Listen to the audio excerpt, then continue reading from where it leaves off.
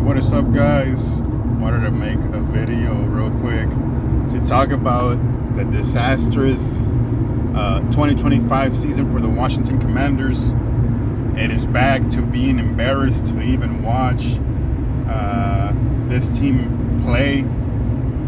It really sucks right now to be a Washington Commander fan. It's giving you flashbacks as to all those years under Jay Gruden, and then some years under Mike Shanahan, where you could not even bear to watch the Washington Commanders on prime time. We are getting blown out every other game, and now we've gotten blown out in back-to-back games. It is awful all around. Some of the off-season moves that Adam Peters made this past off-season have not been working out, guys. Okay? This team is not the same team as last year. The energy is not the same. The motivation, the ambition, the heart, it is not the same. I'll start off with the offense. Bad offensive play from everybody. Bad offensive play from Jaden Daniels, even when he is healthy. Bad offensive play from the wide receivers. Deebo Samuel, he had like 2 good games this year and has never looked the same. Okay, so the investment we made to get Deebo Samuel, even though it wasn't that high of an investment, still it has not paid off. The decision to get Deebo Samuel has not paid off, at least on the field. Maybe in jersey sales, but at least on the field it has not paid off. The offensive line moves, getting Laramie Tunsil, that has been a bad move.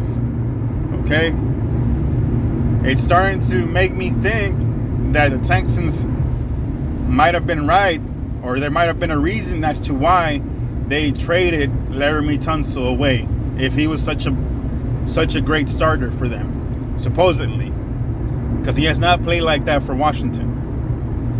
Okay, now this is one of the big decisions that was made this offseason that I think has messed up the chemistry of the offense, but especially the chemistry and the play of the offensive line. Brandon Coleman should be the starter at left tackle. Brandon Coleman, as a rookie, played at a Pro Bowl level as a rookie last year. He pitched shutouts, had great performances, dominating performances as a rookie. Brandon Coleman proved himself to be a left tackle starter in this league, and definitely should be the starter for the Washington Commanders. You cannot expect for Brandon Coleman to be sitting on the bench for most of the game, and then whenever you feel like it, you want to bring him in to either be the starter or to be the left tackle for a few series. Can't do that. Okay? They tried to play him at guard when they moved, is it Connerly? I think the right tackle, the rookie right tackle. Yeah, Connerly. They wanted to automatically give him the starting job just because he's a first-round pick. They wanted to give him the starting job right away, make him the starting right tackle. It has not paid off. Connerly has struggled a lot, to say the least. Really, he has been awful. Every game, you see highlights of the pass rushers that go against Crowley, or is it Connerly? Crowley or Connerly? Y'all can correct me. But he has not been good. Really, he should have been moved to the guard position, and either Tunsil or Coleman moved to that right tackle position. I would have preferred Tunsil to be the right tackle, because Brandon Coleman proved himself. Guys, the offensive line was good last year. You didn't have to go and mess up the formula. Maybe you could have improved a little bit. This is where I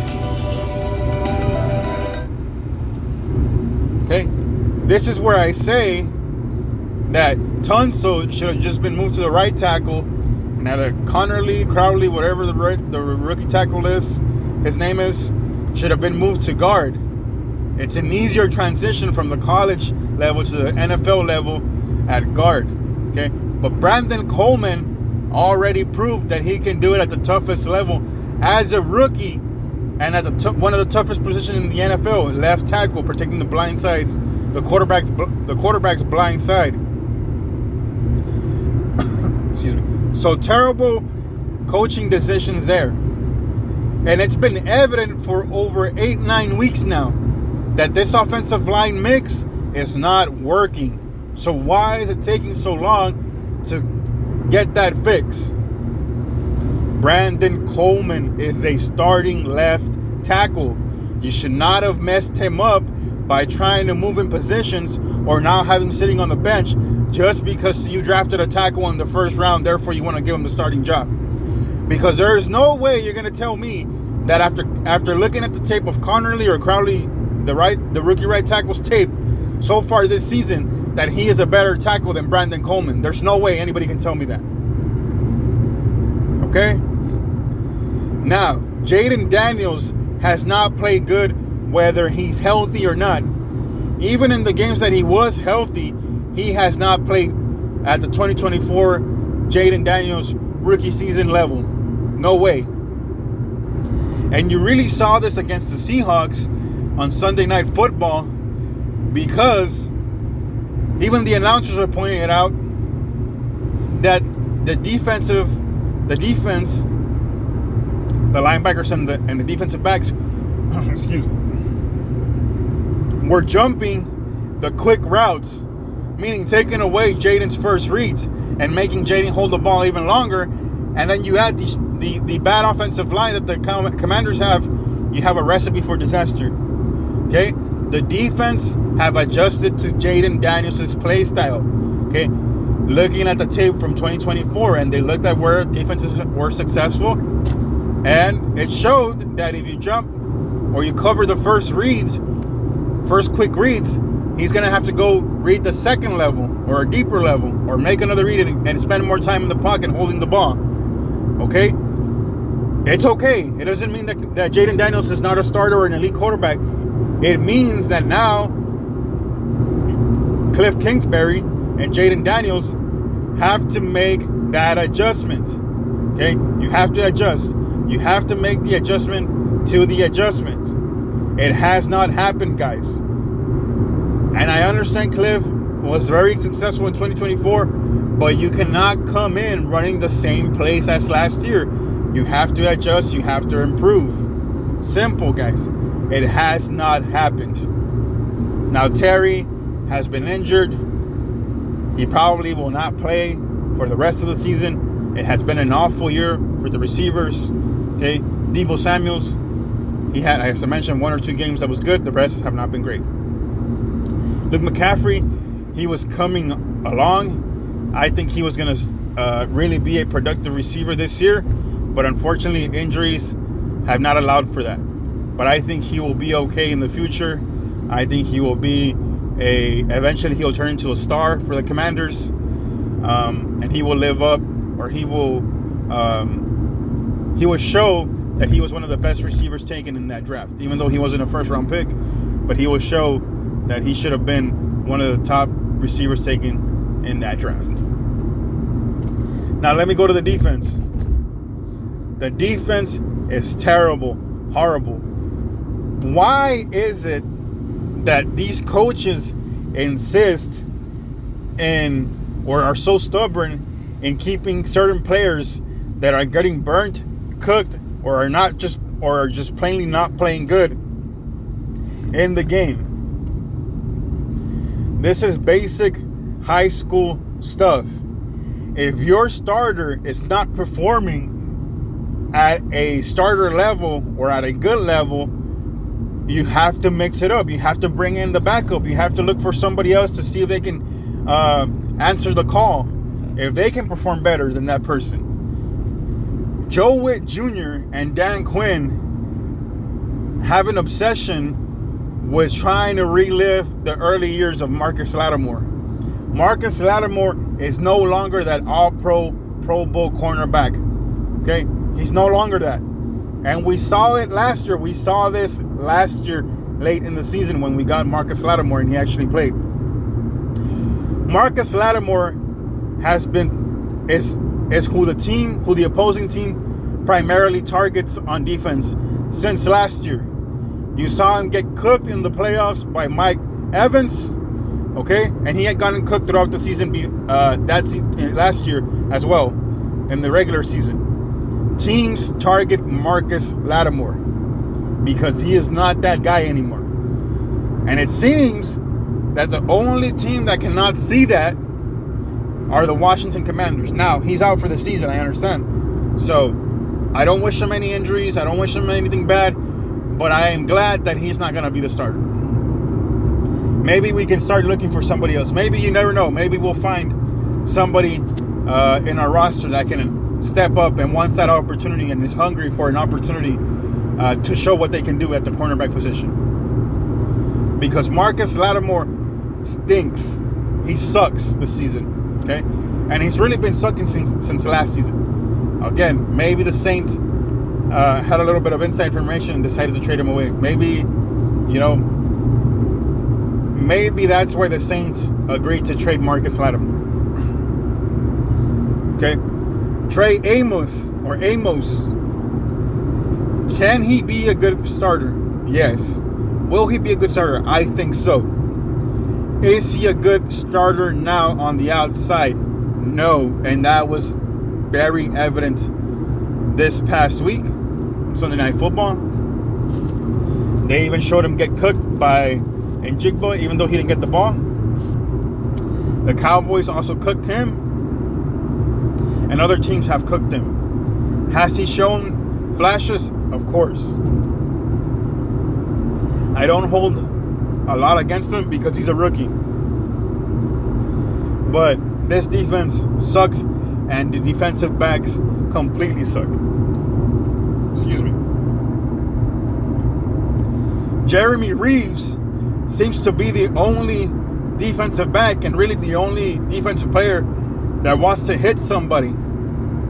Okay? Jeremy Reeves, I don't want to just talk negative about everybody, so I also have to give those who play good their props. Jeremy Reeves is the only one that has some juice to his play. It's the only one that plays with heart out there. Okay? Even the broadcasters on Sunday Night Football pointed that out with some of the hits that Jeremy Reeves was giving. It seems that every time a team runs the ball on us, they're running it to the outside. And it doesn't even matter what way they run it. But every time they run, they gain positive yardage. We get pushed back. We get runned over. That used to be us last year. We did the running over. Our defense was not getting run over. We stuffed runs. That is not happening this year, guys. Okay? It is extremely frustrating and infuriating to see our defense get run over throughout the whole game. And it's every game, all game long. Okay?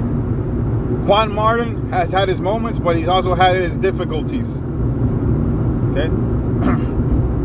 Now to the linebackers. Bobby Wagner has not played good this year. And I understand he's a leader, and I understand that he's a cornerstone in the locker room. I get all that. But what gets you to those positions is your play. What has made Bobby Wagner so great thus far is his play on the field. Last year he was great. This year he is not. And he does seem a little bit slower than he did last year. He does. He does not look the same as last year, guys. He definitely slowed down a bit. I don't know if it was complacency. I don't know if it was relaxation. I don't know what it was. But Bobby Wagner is not the same guy as last year, guys. And it's shown. And it's showing. Frankie Louvu as well. Not the same guy. Not the same impact as last year. Not the same rah-rah guy. I haven't seen Frankie Louvu getting the troops going. I haven't seen Frankie Louvu getting anybody motivated to play. I haven't seen Bobby Wagner or Frankie Louvu rally the troops and let everybody know what type of game it's going to be. I haven't seen them set the tone, guys, that they set last year. Because last year, Frankie Louvu and Bobby Wagner were a dynamic duo, and they set the tone for the whole game. And they led those boys out there. And it's not happening this year. Okay? Defensive line. Where do I even start? Our defensive line sucks, guys. It is horrible.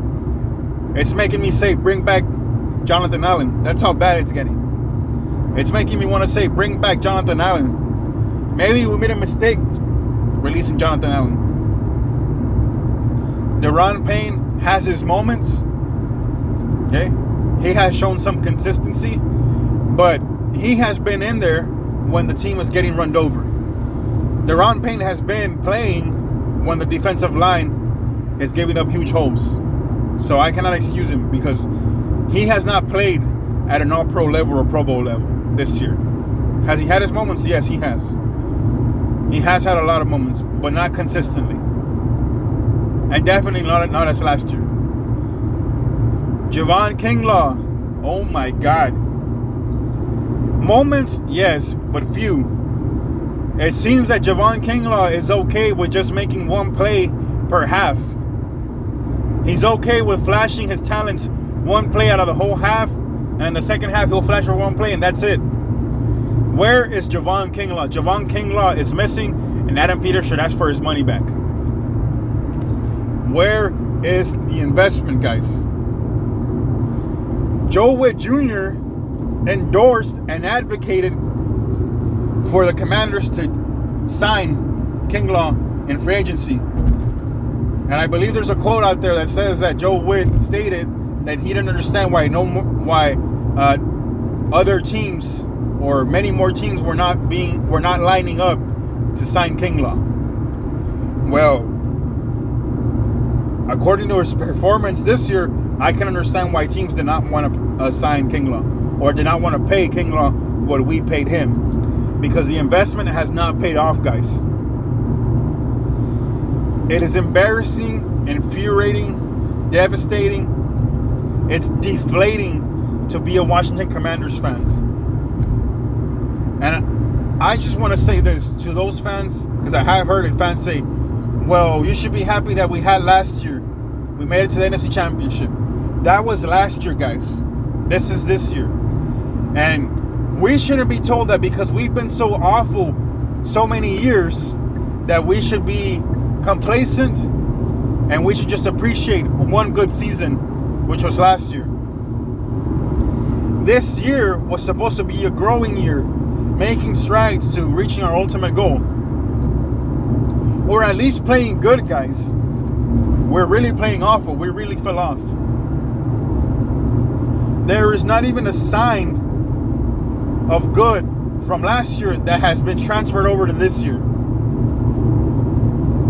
None. And it's really embarrassing and deflating, guys. Dan Quinn needs to right the ship.